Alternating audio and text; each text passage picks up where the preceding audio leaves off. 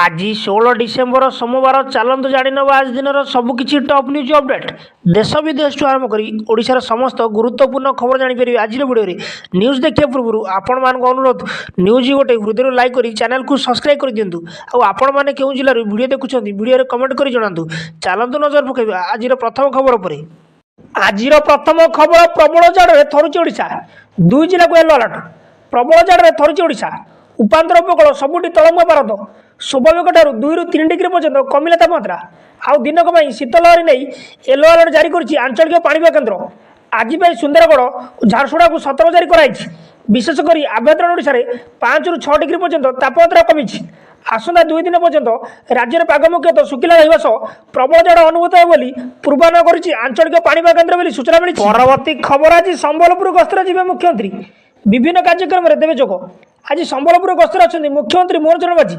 मुख्यमंत्री संबलपुर पहुंची प्रथम बुर्ला सरकारी उच्च विद्यालय प्लाटिनियम भूबुली उत्सव में जोगदेवे। एक कार्यक्रम में केन्द्रमंत्री धर्मेन्द्र प्रधान उपस्थित रहे। यापर मुख्यमंत्री मंदारिया पड़िया विविध कैंप जरिए सारा राज्यर हिताधिकारी को ई रिक्शा प्रदान करेंगे।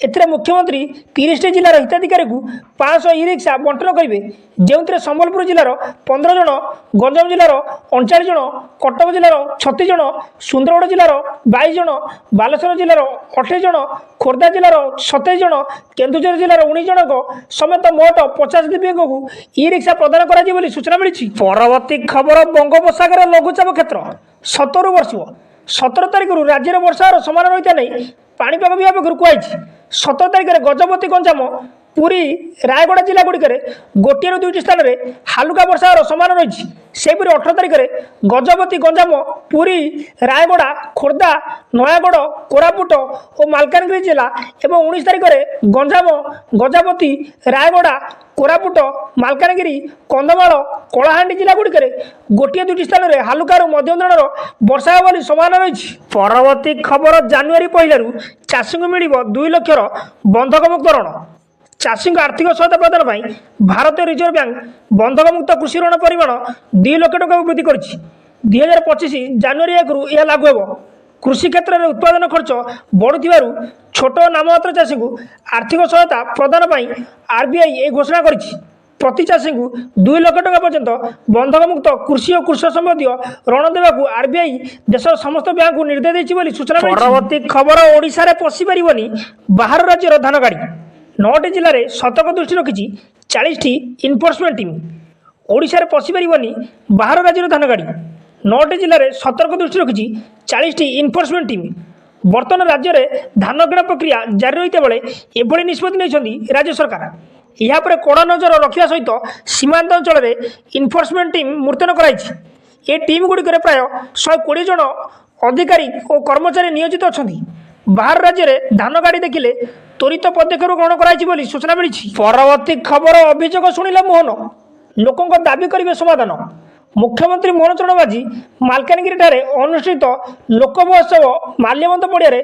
बहु समय रहा सह राति जापन करते मुख्यमंत्री रात्रि जापन करुवा जिलावासी जानिया पर आज सका सिक्यूरीटी हाउस निकट में प्रबल भिड़ देखा मिलता तेज एत भिड़ को देखि सुरक्षाकर्मी सुरक्षा व्यवस्था को कड़ाकड़ी कले तेज लोके विभिन्न दाबी नहीं मुख्यमंत्री को देखा करने आसते 50 ରୁ ऊर्ध अभियोगकारी शताधिक समर्थक मैंने उपस्थित थे सूचना मिली। परवर्ती खबर बाहर गजा महाप्रसाद कही बिकिले कार्यानुष्ठान कहले जिलापाल बाहर बिक्री होता गजा महाप्रसाद नुहे श्रीमंदिर भितर मिलता गजा महाप्रसाद व्यवसायी मैंने महाप्रसाद कही गजा बिक्री करतुनि एपरी कले व्यवसायी कार्यानुष्ठान होगा सूचना देते पुरी जिलापाल सूचना। परवर्ती खबर आसंता काली मुख्यमंत्री जनशुणाणी आसंता काली यूनिट 5 भुवनेश्वर स्थित मुख्यमंत्री अभियोग प्रकोष्ठ जन अभियोग शुणाणी कार्यक्रम अनुष्ठित हो।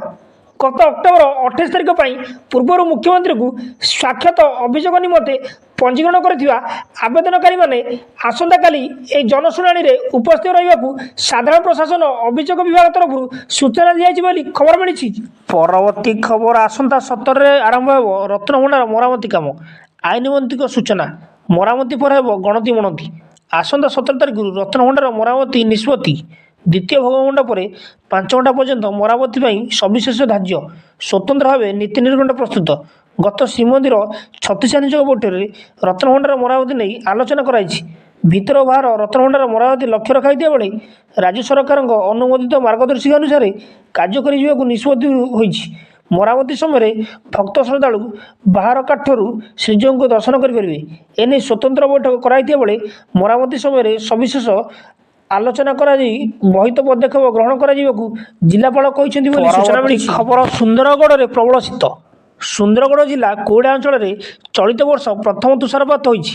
ରାତିରେ ତାପମାତ୍ରା 5 ଡିଗ୍ରୀ ତଳେ ରହିବା ପରେ କୋଇଡ଼ା ଅଞ୍ଚଳର ବିଭିନ୍ନ ମାଟି ଉପର ବରଫର ଆସ୍ତରଣ ଦେଖିବାକୁ ମିଳିଛି। ଖୋଲା ପଡ଼ିଆ ଗାଡ଼ିର ଉପର ଭାଗରେ ବରଫର ଚାଦର ଢାଙ୍କି ହୋଇଥିବା ଦେଖିବାକୁ ମିଳିଛି। ଖଣି ଅଞ୍ଚଳ ହୋଇଥିବାରୁ ଲୋକମାନେ ଅସୁବିଧା ସମସ୍ୟା ଭୋଗୁଛନ୍ତି।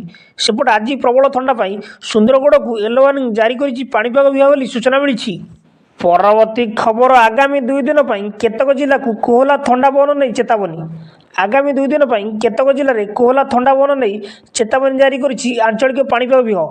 କୋହଲା ଥଣ୍ଡା ପବନ ବହିବା ନେଇ ଝାରସୁଗୁଡ଼ା ଏବଂ ସୁନ୍ଦରଗଡ଼ ଜିଲ୍ଲାକୁ ଆସନ୍ତାକାଲି ସକାଳ 8:30 ପର୍ଯ୍ୟନ୍ତ ଚେତାବନୀ ରହିଛି। ସେହିପରି କାଲିଠୁ ତା ପରଦିନ ପର୍ଯ୍ୟନ୍ତ କୋହଲା ଥଣ୍ଡା ପବନ ନେଇ ଝାରସୁଗୁଡ଼ା, ସୁନ୍ଦରଗଡ଼ ଏବଂ ଅନୁଗୁଳ ଜିଲ୍ଲାକୁ ଚେତାବନୀ ଜାରି ହୋଇଛି ବୋଲି ସୂଚନା ମିଳିଛି। ପରବର୍ତ୍ତୀ ଖବର ଜାନୁଆରୀ 14ରୁ 22 ବନ୍ଦ ରହିବ ଭିତରକନିକା। ବନ୍ଦ ରହିବ ଭିତରକନିକା। ଆସନ୍ତା ଜାନୁଆରୀ 14ରୁ 22 ତାରିଖ ପର୍ଯ୍ୟନ୍ତ ଭିତରକନିକା ବନ୍ଦ ରହିବ। ତେବେ ଭିତରକନିକା ଜାତୀୟ ଉଦ୍ୟାନରେ 2025 ପ୍ରଥମ ମାସରେ କୁମ୍ଭୀର ଗଣନା କରାଯିବ। ଏଥିପାଇଁ ଏହି ସମୟରେ ପର୍ଯ୍ୟଟକ ପାଇଁ ଜାତୀୟ ଉଦ୍ୟାନ ବନ୍ଦ ରହିବା ନେଇ ସୂଚନା ଦେଇଛନ୍ତି ଭିତରକନିକା କର୍ତ୍ତୃପକ୍ଷ ବୋଲି ସୂଚନା ମିଳିଛି। ପରବର୍ତ୍ତୀ ଖବର ଚାଷୀଙ୍କ ଦିଲ୍ଲୀ ଚାଲ ଶୋଭାଯାତ୍ରା ଗୋଟିଏ ଦିନ ପାଇଁ ସ୍ଥଗିତ। ପଞ୍ଜାବରେ ଆନ୍ଦୋଳିତ କୃଷକମାନେ ପୁଣି ଥରେ ଗୋଟିଏ ଦିନ ପାଇଁ ଦିଲ୍ଲୀ ଚାଲ ଶୋଭାଯାତ୍ରାକୁ ବନ୍ଦ କରିଛନ୍ତି। ସମ୍ଭୁ ଚେକ୍ପୋଷ୍ଟରେ ହରିୟାଣା ପୁଲିସ ସେମାନଙ୍କୁ ହଟାଇବା ପାଇଁ ଲୁହାବୁଆ ଗ୍ୟାସ୍ ଏବଂ ପାଣି ତୋପ ପ୍ରୟୋଗ କରିବାରୁ କିଛି କୃଷକ ଆହତ ହୋଇଥିବାରୁ ଚାଷୀଙ୍କ ଦିଲ୍ଲୀ ଚାଲ ଶୋଭାଯାତ୍ରା ଗୋଟିଏ ଦିନ ପାଇଁ ସ୍ଥଗିତ ରହିବ ବୋଲି ସୂଚନା ମିଳିଛି। ପରବର୍ତ୍ତୀ ଖବର ଆଳୁ ପରେ ଅଣ୍ଡା ଦର ଆକାଶ ଛୁଆଁ। ଖୁଚୁରା ବଜାରରେ ପ୍ରତି ଅଣ୍ଡା ପିଛା 7ରୁ 8 ଟଙ୍କା। ବଜାରରେ ଆଳୁ ସମସ୍ୟାର ସମାଧାନ ହୋଇପାରୁନଥିବା ବେଳେ ଅତ୍ୟାବଶ୍ୟକ ଖାଦ୍ୟ ସାମଗ୍ରୀ ଦର ଖାଉଟିଙ୍କୁ ଚିନ୍ତାରେ ପକାଇଛି। ଗତ କିଛି ଦିନ ହେଲା ଆଳୁ ଦରକୁ ନେଇ ରାଜ୍ୟ ସରକାର ସମେତ ବ୍ୟବସାୟୀ ମୁଣ୍ଡରେ ହାତ ହୋଇଥିବା ବେଳେ ଏବେ ଅଣ୍ଡା ଦର ଆକାଶ ଛୁଆଁ ହୋଇଛି। ଯେଉଁଠି 5ରୁ 6 ଟଙ୍କା ମଧ୍ୟରେ ଅଣ୍ଡା ମିଳୁଥିଲା ତାହା ଏବେ ବଢ଼ି 7ରୁ 8 ଟଙ୍କାରେ ପହଞ୍ଚିଛି। ଏହା ସହ ହୋଲସେଲ୍ ଅଣ୍ଡା ଟ୍ରେର ଦାମ 155 ଟଙ୍କା ରହିଥିବା ବେଳେ ଖୁଚୁରା ବଜାରରେ ପ୍ରତି ଅଣ୍ଡା ପିଛା 7ରୁ 8 ଟଙ୍କା ଦର ଧାର୍ଯ୍ୟ କରାଯାଇଛି, ଯାହାଫଳରେ ଦର ଖାଉଟିଙ୍କ ପକେଟରୁ ବାଧୁଛି ବୋଲି ସୂଚନା ମିଳିଛି। ଖବର ଓଡ଼ିଶାରେ ପଶିପାରିବନି ବାହାର ରାଜ୍ୟର ଧାନ ଗାଡ଼ି। ଚଳିତ ଖରିଫ ଋତୁରେ ରାଜ୍ୟରେ ଧାନ କିଣା ପ୍ରକ୍ରିୟା ଜାରି ରହିଛି। ରାଜ୍ୟରେ ପଞ୍ଜୀକୃତ ଚାଷୀମାନଙ୍କ କୃଷକମାନଙ୍କଠାରୁ ଧାନ କିଣିବା ସହ କୁଇଣ୍ଟାଲ ପିଛା ଧାନର ସର୍ବନିମ୍ନ ମୂଲ୍ୟ ବାବଦକୁ 2300 ଟଙ୍କା ଇନପୁଟ୍ ସହାୟତା ରାଶି ଭାବେ 800 ଟଙ୍କା ପ୍ରଦାନ କରାଯାଇଛି। ଅନ୍ୟ ରାଜ୍ୟ ଧାନ ଯେଭଳି ଆସି ରାଜ୍ୟରେ ବିକ୍ରି ନ ହୁଏ ଏଥିପାଇଁ ସରକାର କଡ଼ା ପଦକ୍ଷେପ ଗ୍ରହଣ କରିଛନ୍ତି। ଏହା ଉପରେ କଡ଼ା ନଜର ରଖିବା ସହିତ ସୀମାନ୍ତ ଅଞ୍ଚଳରେ ଇନଫୋର୍ସମେଣ୍ଟ ଟିମ୍ ମୁତୟନ କରାଯାଇଛି ବୋଲି ସୂଚନା ମିଳିଛି। ନ୍ୟୁଜ୍ଟି ଏଇଠି ସମାପ୍ତ ହୋଇଛି। ନିହାତି ଭାବେ ନ୍ୟୁଜ୍ ଗୋଟେ ହୃଦୟରୁ ଲାଇକ୍ କରି ଚ୍ୟାନେଲକୁ ସବସ୍କ୍ରାଇବ୍ କରିଦିଅନ୍ତୁ।